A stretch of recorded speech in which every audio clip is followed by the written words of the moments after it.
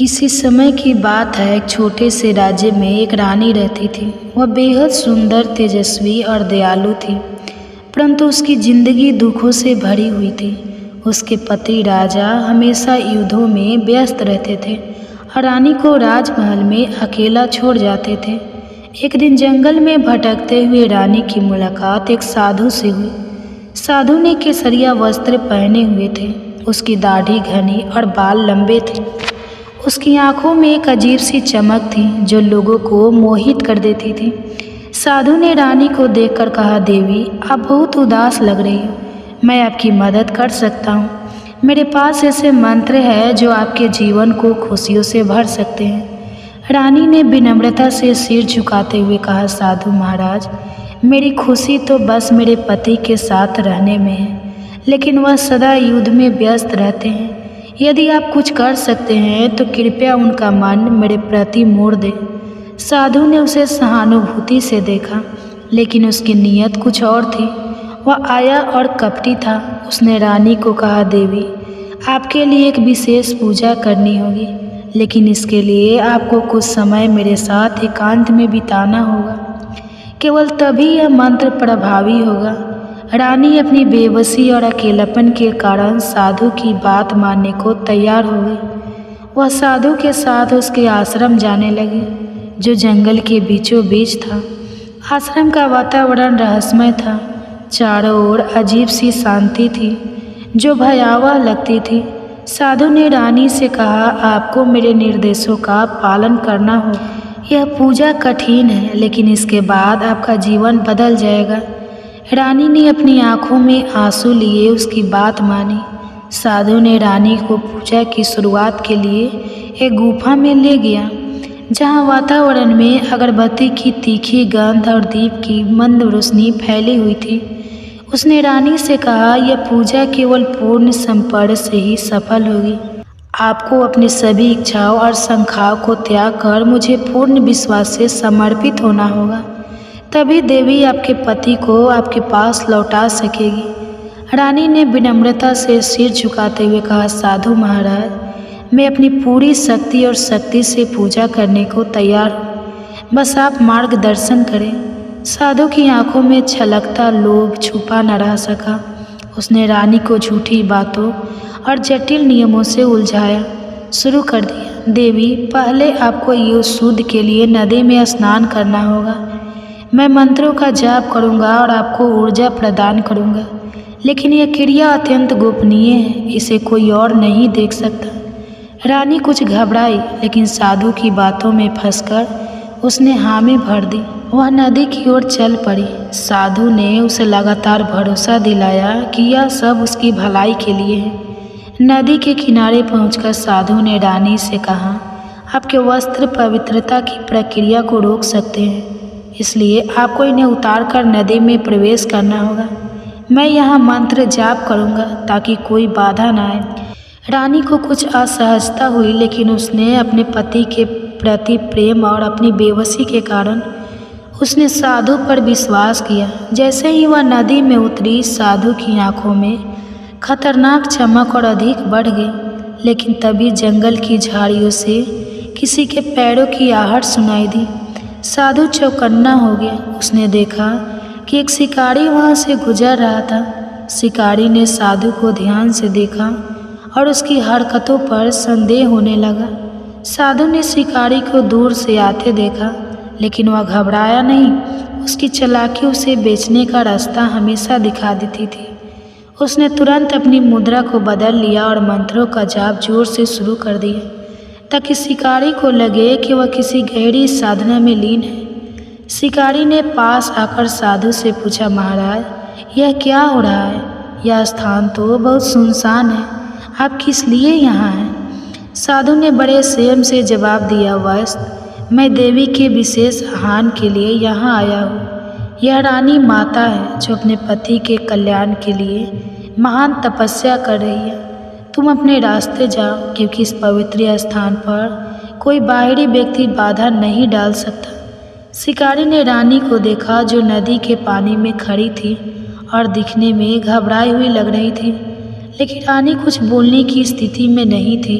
क्योंकि साधु ने पहले ही उसे समझा दिया था कि यदि उसने पूजा में बाधा डाली तो उसकी सारी मेहनत व्यर्थ हो जाएगी। शिकारी ने थोड़ा शंका हुई, लेकिन साधु की आत्मविश्वास और उसके स्वरूप ने उसे शांत कर दिया। वह सिर झुकाकर वहाँ से चला गया। साधु अब अपने आप में और अधिक आश्वस्त हो गया। उसने रानी से कहा, देखा देवी, देवी माँ स्वयं आपकी रक्षा कर रही है। अब आप बिना किसी भय से पूरी तरह से इस प्रक्रिया में लीन हो जाइए। बस कुछ ही समय में आपका कष्ट समाप्त हो जाएगा। रानी ने साधु की बात मान ली और उसकी आज्ञा का पालन करने लगी। साधु अब उसकी बेबसी का फायदा उठाने की योजना को और गहराई से बुनने लगा। उसने रानी को पूजा की और जटिल विधियाँ बतानी शुरू की जिनका कोई मतलब नहीं था। जैसे जैसे समय बीतता गया, रानी का मन भीतर से बेचैन हो रहा था, लेकिन वह अपनी हालत को बदलने की ताकत नहीं जुटा पा रही थी। साधु ने पूरी तरह से सोच लिया था कि वह रानी को अपने जाल में पूरी तरह फंसा लेगा। साधु अब अपनी योजना को और गहराई से अंजाम देने के लिए तैयार था। उसने रानी से कहा, अब देवी माँ को प्रसन्न करने के लिए अंतिम और सबसे कठिन चरम आरंभ होगा। आपको अपनी आत्मा और शरीर को पूरी तरह से त्यागना होगा। केवल तभी अनुष्ठान सफल होगा। यह साधना आपकी इच्छाओं को साकार कर देगा। रानी अब तक पूरी तरह से साधु की बातों में उलझ चुकी थी। उसकी आंखों में अपने पति के प्रति प्रेम और खोई हुई खुशी को पाने की उम्मीद थी। वह साधु के हर निर्देश को मानने के लिए तैयार हो गई। साधु ने रानी को गुफा के भीतर एक विशेष कक्ष में ले जाया। वहाँ चारों ओर मध्यम रोशनी में अजीब से प्रतीक चिन्ह बने रहे थे। राजा को थोड़ा संदेश हुआ, लेकिन रानी के बार बार आग्रह करने पर वह मान गया। जैसे ही राजा और रानी आश्रम पहुँचे, साधु ने खुद को छिपाकर अपनी योजना को अंजाम देना शुरू कर दिया। उसने अपने शिष्यों से कहा कि वे राजा को ध्यान और पूजा में उलझा रखें, जबकि वह रानी से अकेले मिलने की कोशिश करेगा। रानी, जो आश्रम के शांत वातावरण से प्रभावित थी, अकेले में साधना करने के लिए एकांत कक्ष में चली गई। साधु ने यह मौका देखा और धीरे धीरे उसके कक्ष की ओर बढ़ा। उसने सोचा, इस बार मैं रानी को अपने वश में कर ली हूँ। राजा को मेरी चालों का पता भी नहीं चलेगा। लेकिन तभी राजा को किसी सैनिक ने आकर बताया कि साधु वास्तव में जेल से भाग निकला है और यह सब उसी का चाल हो सकता है। राजा ने तुरंत अपनी तलवार उठाई और रानी की ओर दौड़ा। साधु धीरे धीरे रानी के एकांत कक्ष की ओर बढ़ा। उसने अपनी चालाकी से पहले ही उस कमरे के पास अपने शिष्य को तैनात कर दिया था ताकि कोई भी वहां आ न सके। रानी ध्यान की मुद्रा में बैठी थी, अपने जीवन के संघर्षों और पति के प्रति प्रेम को याद करते हुए।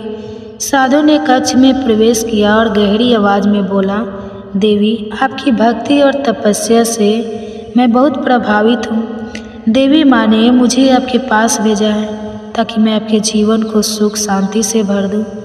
रानी ने आंखें खोलकर देखा तो साधु को देखकर चौंक गई। वह असमंजस में थी। आप, मुझे तो लगा था कि आपको राजा ने दंड दिया है। आप यहाँ कैसे पहुँचे? साधु ने तुरंत अपनी चालाकी का सहारा लिया। उसने हाथ जोड़ते हुए कहा, देवी, राजा ने मुझे गलत समझा। मैंने कभी आपका बुरा नहीं चाहा। मैं तो आपकी और महाराज की भलाई के लिए कार्य कर रहा था। लेकिन अब मैं सीधे देवी माँ का संदेश लेकर आपके पास आया हूँ।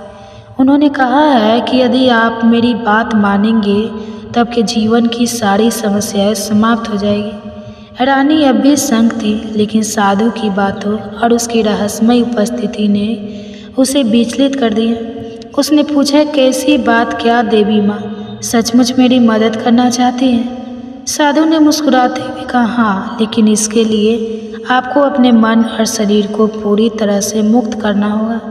आपको यह विश्वास करना होगा कि मैं केवल आपका मार्गदर्शक हूँ। आपकी मुक्ति और सुख शांति मेरी साधना से ही संभव है। धीरे धीरे साधु ने अपनी मीठी बातों से रानी का भरोसा जीत लिया। उसने रानी को यकीन दिलाया कि राजा और राज्य की भलाई के लिए यह सब जरूरी है। उसने रानी को ध्यान और पूजा के नाम पर और गहराई से अपने जाल में फंसा लिया। इस बीच राजा, जो सैनिकों से सूचना पाकर रानी को बचाने के लिए आश्रम की ओर दौड़ा था, वहां पहुंचने में देर कर चुका था। जब राजा ने आश्रम में प्रवेश किया तो शिष्यों ने उसे रोकने की कोशिश की। राजा को यह समझते देर नहीं लगी कि यह सब एक गहरी साजिश का हिस्सा है। साधु ने रानी को पूरी तरह अपने वश में करने के लिए अंतिम कदम उठाने का सोचा। उसने कहा, अब आपको इस कक्ष में मेरे साथ अंतिम अनुष्ठान करना होगा। इसके बाद देवी माँ का आशीर्वाद आपके जीवन को बदल देगा। बस आपको मेरी हर बात माननी होगी। साधु ने अपनी बातों से रानी को पूरी तरह से अपने वश में कर लिया। उसने रानी को यह यकीन दिला दिया कि राजा का भविष्य और पूरे राज्य की भलाई केवल उसके विशेष अनुष्ठान पर निर्भर करती है। रानी, जो पहले से अपने पति और राज्य के प्रति अपनी जिम्मेदारियों को लेकर चिंतित थी, साधु की बातों में पूरी तरह फंस गई। साधु ने रानी से कहा, देवी माँ चाहती है कि आप और मैं मिलकर यह अनुष्ठान पूरा करें। यह अनुष्ठान आपकी शक्ति को जागृत करेगा और आप अपने पति के जीवन में हर कठिनाई को दूर कर पाएंगे। बस आपको मेरी हर बात माननी होगी। साधु ने रानी से कहा कि राजा को इस अनुष्ठान के बारे में कुछ भी ना बताया जाए। महाराज को अभी यह सब समझना मुश्किल होगा। देवी माँ ने कहा है कि अनुष्ठान गोपनीय होना चाहिए, अन्यथा इसका प्रभाव समाप्त हो जाएगा। रानी, जो साधु की बातों में पूरी तरह उलझ चुकी थी, राजा को कुछ भी बताने से मना कर दिया। साधु ने रानी के मन में यह भ्रम भी डाल दिया कि राजा शायद इस अनुष्ठान को समझ नहीं पाएंगे और इसे विफल कर देंगे। साधु ने रानी के साथ कई झूठे अनुष्ठान शुरू किए, जिनमें उसे मानसिक और शारीरिक रूप से थकाने की कोशिश की। वह चाहता था कि रानी इतनी कमज़ोर हो जाए कि वह पूरी तरह से उसकी बात माने। उसने रानी से कहा, अब आप देवी माँ के आशीर्वाद के बिल्कुल करीब हैं। बस अंतिम चरण पूरा करना बाकी है और फिर आपकी सारी समस्याएं समाप्त हो जाएगी। साधु ने अपने शिष्यों से कहा कि राजा को आश्रम के मुख्य द्वार पर रोक दिया जाए। उन्होंने राजा को यह कहकर बहने की कोशिश की कि रानी गहन साधना में लीन है और उन्हें परेशान करना अनुष्ठान के लिए हानिकारक होगा। इस बीच साधु ने रानी को अपने वश में करने की योजना को और तेज कर दिया। उसने रानी से कहा, आपका त्याग और समर्पण ही आपके पति को देवी माँ का आशीर्वाद दिला सकता है। साधु ने रानी को पूरी तरह से अपने जाल में फंसाने के लिए अपनी बातों में और भी मिठास और विश्वास का मिश्रण कर दिया। उसने रानी से कहा, देवी माँ की कृपा तभी प्राप्त होगी जब आप अपनी सभी शंकाओं और सीमाओं को त्याग दें। यह आपका अंतिम और सबसे महत्वपूर्ण चरण है। बस मुझे आपका मार्गदर्शन माने और देवी माँ का आशीर्वाद तुरंत मिलेगा। रानी, जो पहले ही माँ रूप से कमज़ोर हो चुकी थी, अब पूरी तरह से भ्रमित और सहाय थी। उसे अपनी भक्ति और अपने पति के लिए किए जा रहे प्रयासों में कुछ भी गलत समझ में नहीं आ रहा था। साधु की बातें उसे कहीं न कहीं सत्य लग रही थी। उसने सोचा, अगर यह सचमुच मेरी और मेरे पति की भलाई के लिए है तो मुझे इसमें कोई बाधा नहीं डालनी चाहिए। साधु ने अपनी योजना को अगले चरण में ले जाते हुए रानी से कहा, अब आपको अपने समर्पण का अंतिम प्रमाण देना होगा। यह एक पवित्र और दिव्य प्रक्रिया है। आप केवल मेरी बातों का अनुसरण करें। रानी ने थोड़ी हिचकिचाहट के साथ सहमति दे दी। साधु ने गुफा में एक विशेष अनुष्ठान का आयोजन किया। उसने चारों ओर मंत्रों का जाप करना शुरू कर दिया और अपने शिष्यों को निर्देश दिया कि कोई भी इस प्रक्रिया के दौरान गुफा के पास न आए।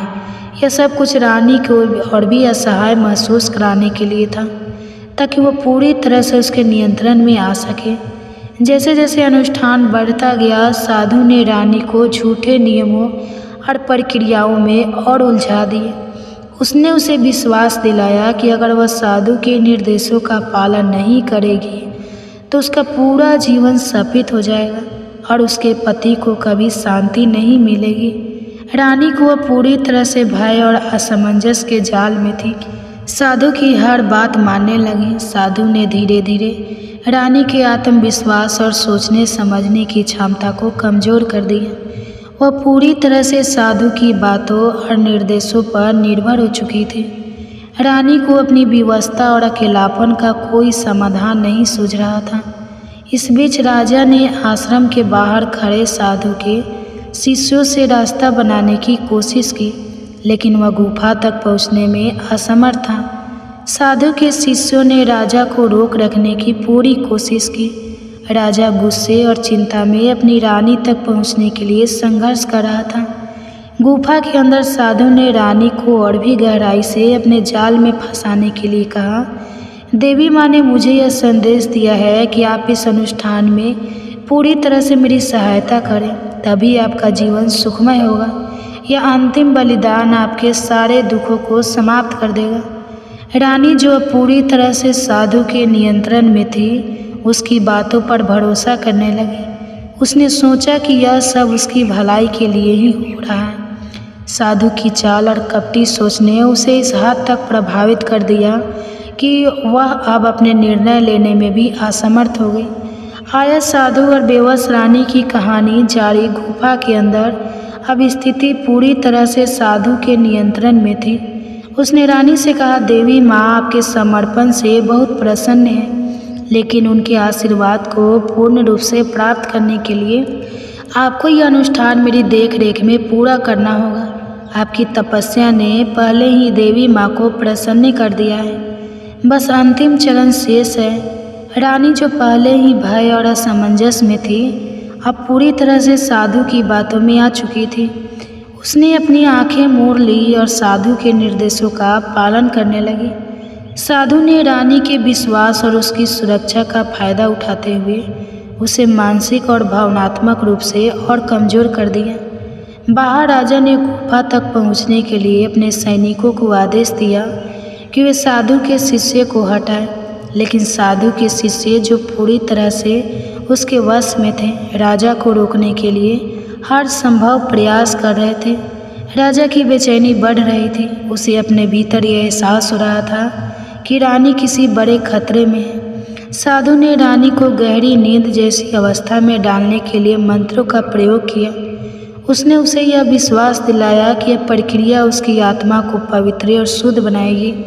रानी ने साधु की हर बात पर भरोसा करना शुरू कर दिया। साधु, जो पूरी तरह से अपनी योजना के अंतिम चरण में था, रानी के करीब जाने लगा। उसके मन में विजय की भावना थी। उसने सोचा, अब कोई भी मुझे नहीं रोक सकता। मैं राजा और रानी दो पर नियंत्रण कर लूँगा। यह राज भी जल्द ही मेरा होगा। उधर राजा ने गुफा तक पहुंचने का रास्ता बनाने में सफलता हासिल कर ली। उसने अपने सैनिकों से साथ गुफा के अंदर प्रवेश किया, लेकिन साधु ने पहले से ही अपने शिष्यों को तैनात कर दिया था, जिन्होंने राजा को कुछ देर के लिए रोक दिया। राजा ने अपनी तलवार निकाली और शिष्यों के साथ लड़ाई शुरू कर दी। गुफा के अंदर साधु ने रानी को पूरी तरह अपने नियंत्रण में लेने की कोशिश जारी रखी। उसने रानी से कहा, अब आपकी आत्मा पूरी तरह से मुक्त हो जाएगी। देवी माँ आपको आशीर्वाद देने के लिए तैयार है, बस मेरी इस अंतिम प्रार्थना में शामिल हो जाइए। गुफा के अंदर जब साधु अपनी योजना को अंतिम रूप देने ही वाला था, तभी राजा ने पूरी ताकत के साथ गुफा के द्वार को तोड़ दिया। राजा का चेहरा गुस्से और चिंता से तमतमा रहा था।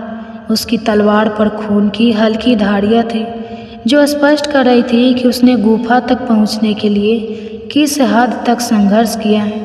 साधु, जो रानी को अपनी माया में बांधने में पूरी तरह मकसूल था, राजा को देखकर चौंक गया। उसके चेहरे का नकली आत्मविश्वास एक पल में गायब हो गया। कपटी साधु राजा गरजते हुए बोला, मैंने तुझे पहले ही चेतावनी दी थी, लेकिन तेरी कुटिलता इतनी गहरी है कि तुझे कोई सुधार नहीं सकता। आज तुझे तेरे कर्मों का दंड मिलेगा। रानी, जो अब तक साधु के जाल में फंसी हुई थी, राजा की आवाज़ सुनकर अपनी चेतना में लौट आई। उसने धीरे धीरे अपनी आंखें खोली और राजा को देखकर राहत की सांस ली। वह कांपते हुए राजा की ओर बढ़ी और बोली, महाराज, मैं आपकी प्रतीक्षा कर रही थी। यह साधु, यह मुझे देवी माँ के नाम पर धोखा दे रहा था। साधु ने राजा को रोकने की कोशिश की। वह जमीन पर गिरते हुए बोला, महाराज, आपने मुझे गलत समझा। मैं तो केवल आपकी रानी की भलाई के लिए अनुष्ठान कर रहा था। यह सब देवी माँ की इच्छा थी, लेकिन राजा अब उसकी एक भी बात सुनने को तैयार नहीं था। उसने सैनिक को आदेश दिया, इसे पकड़ लो, इसे राज्य की जनता के सामने ले जाया जाएगा। ऐसे कपटी को सबक सिखाना बहुत जरूरी है। सैनिकों ने साधु को जंजीरों में जकड़ लिया। वह गिड़गिड़ाने लगा, मुझे माफ़ कर दीजिए महाराज, मुझे गलती हो गई, मुझे एक और मौका दे। लेकिन राजा ने उसकी ओर देखकर कहा, जो दूसरे के विश्वास और असहाय का फायदा उठाता है उसे क्षमा करना पाप है। राजा ने साधु को महल लाकर राज्य की जनता को सामने पेश किया। उसने जनता को साधु के पापों के बारे में बताया और यह भी कैसे उसने देवी माँ के नाम पर लोगों को धोखा दिया। जनता ने साधु के लिए कड़ी सजा की मांग की। राजा ने घोषणा की, इस पंखड़ी को राज्य के सबसे गहरे कारागार में डाल दिया जाएगा, जहां यह अपने छीपर पछताएगा। इसके जैसे लोगों को कभी माफ़ नहीं किया जाना चाहिए। रानी, जो अब राजा के पास सुरक्षित थी, कहा, महाराज, आपने सही समय पर आकर मुझे बचा लिया। मैं कभी आपकी इस कृपा को नहीं भूलूंगी। राजा ने रानी को सांत्वना दी और कहा, तुम्हारी भक्ति और विश्वास से ये राज सुरक्षित है। अब कोई भी तुम्हें धोखा देने की हिम्मत नहीं करेगा। इस घटना के बाद राजा ने अपने राज्य में यह घोषणा की कि कोई भी धार्मिक धोखाधड़ी करने वाले को कड़ी सजा दी जाएगी। राज्य में शांति और सुख का वातावरण लौट आया। साधु ने अपने कारागार में बैठकर अपने के पर पछताते हुए जीवन के बाकी दिन बिताए। वही राजा और रानी ने एक नई शुरुआत की और अपने राज्य को और भी समृद्ध बनाया। जानवर को भी इंसान बना सकती है।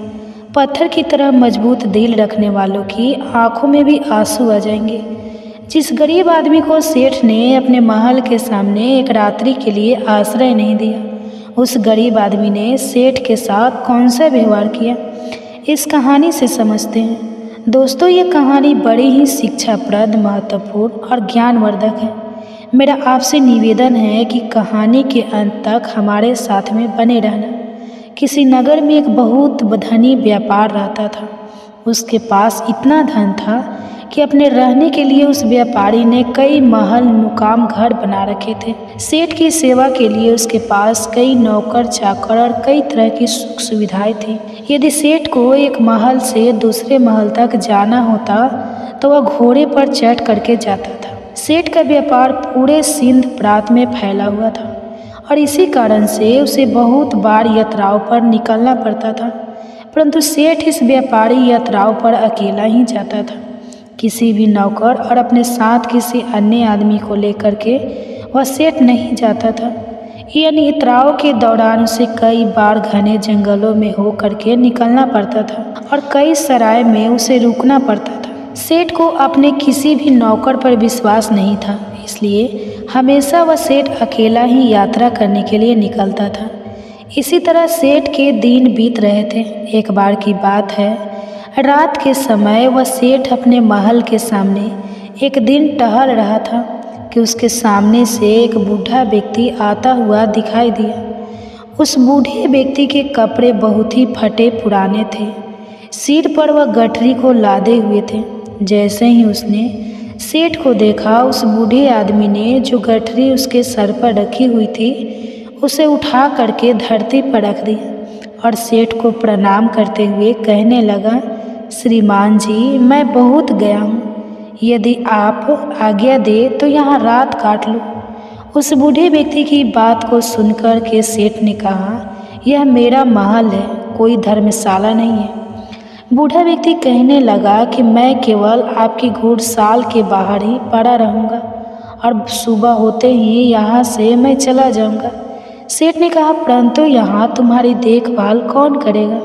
उस बूढ़े व्यक्ति ने कहा कि मुझे किसी भी चीज़ की कोई आवश्यकता नहीं है, इसलिए देखभाल की कोई ज़रूरत नहीं है। सेठ ने कहा कि हमें क्या मालूम है कि तुम कौन हो। एक मनुष्य हमें रात भर के लिए तुम्हारी रखवाली के लिए यहाँ पर लगाना पड़ेगा। उस बूढ़े व्यक्ति ने कहा कि क्यों महाराज, ऐसा क्यों करना पड़ेगा? आपको सेठ ने कहा कि वह इसलिए करना पड़ेगा कि रात को तुम कोई वस्तु उठा करके यहाँ से निकल ना जाओ। इस पर राम राम कहते हुए उस बूढ़े व्यक्ति ने अपने कानों को हाथ लगाया और सेठ को नमस्कार करते हुए अपने सिर पर गठरी को फिर से लाद लिया और वहाँ से चलने लगा। रात अंधेरी थी, आकाश में घने बादल छाए हुए थे। कभी कभी कुछ बूंदाबांदी भी होने लगती थी। आंधी आने का डर था। वो बूढ़ा व्यक्ति बुरी तरह से थक चुका था। उसके हाथ पैर काम नहीं कर रहे थे। उसका चलना फिरना कठिन था, परंतु सेठ के इन कट शब्दों ने उसे ऐसा घायल कर दिया था कि उसे अब उस नगर के किसी भी शहरी के पास जाकर के विश्राम करने का विचार छोड़ दिया था।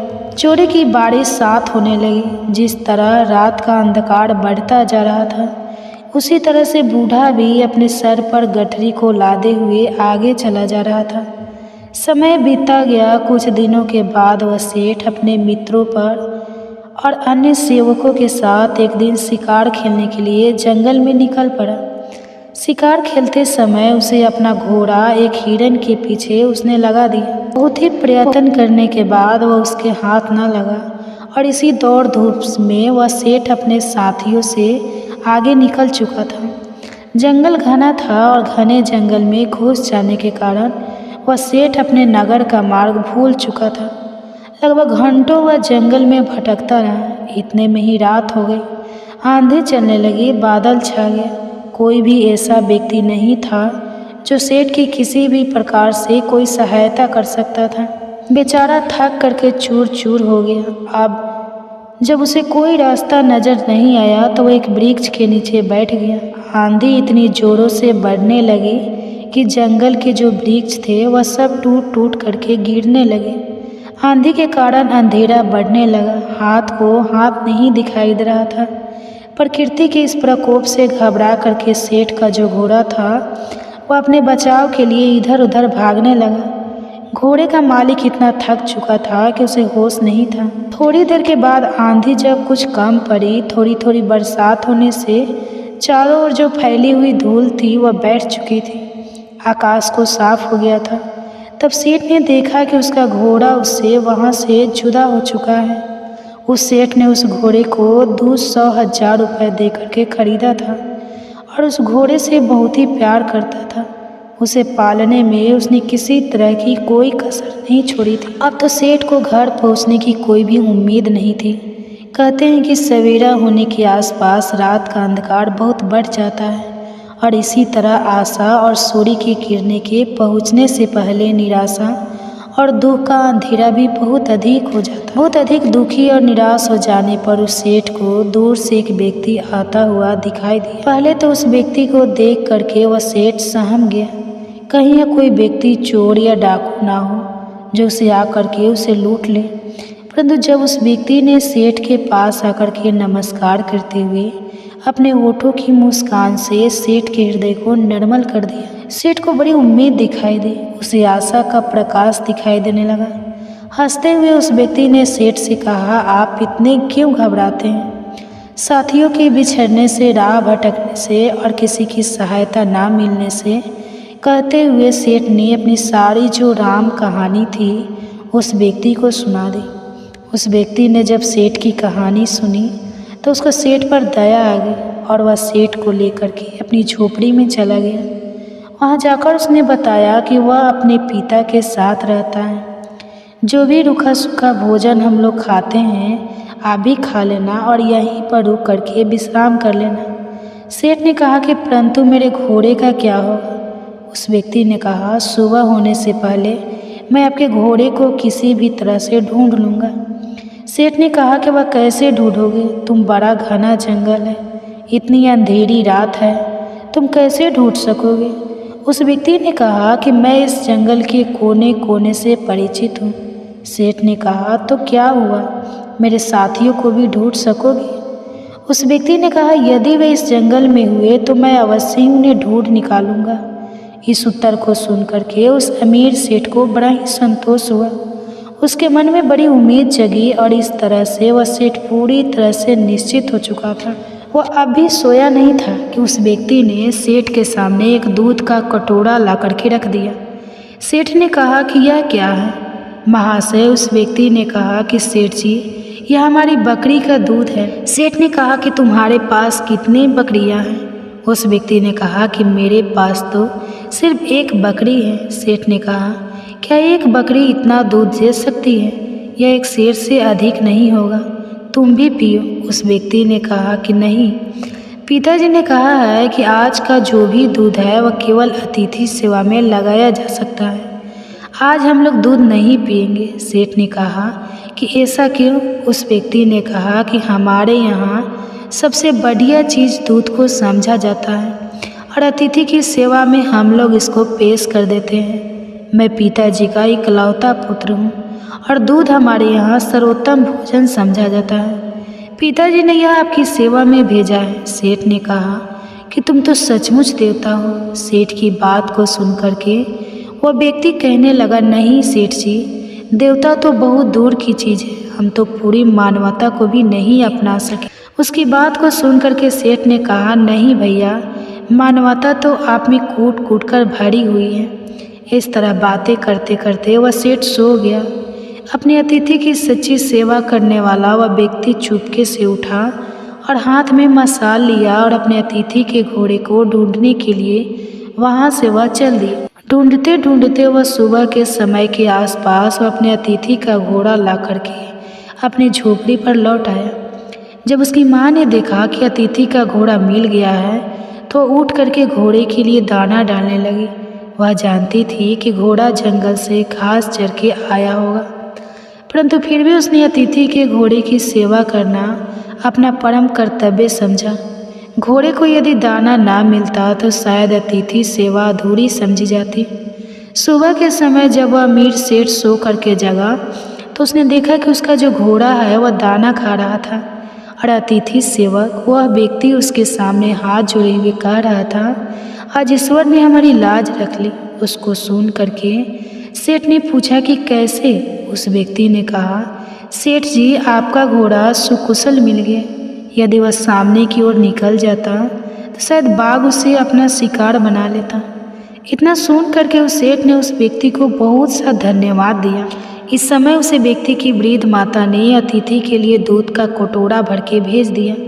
दूध पी लेने के बाद सेठ ने घर लौटने की इच्छा प्रकट करते हुए कहा, मैं तुम्हारे पिताजी से मिलना चाहता हूँ। और नवयुवक अपने पिता को बुलाने के लिए गया। उसके पास बिस्तर पर लेटे हुए आराम कर रहे थे। उस युवक ने पहुंच करके कहा कि पिताजी, जो अतिथि महाशय हैं वह आपको याद कर रहे हैं। उस पिताजी ने पूछा कि किस लिए? पुत्र ने कहा कि वे जाना चाहते हैं। पिता ने कहा, उनसे कहो कि कुछ दिन और ठहरे। पुत्र ने कहा कि मैंने कहा था, परंतु वह नहीं मानते।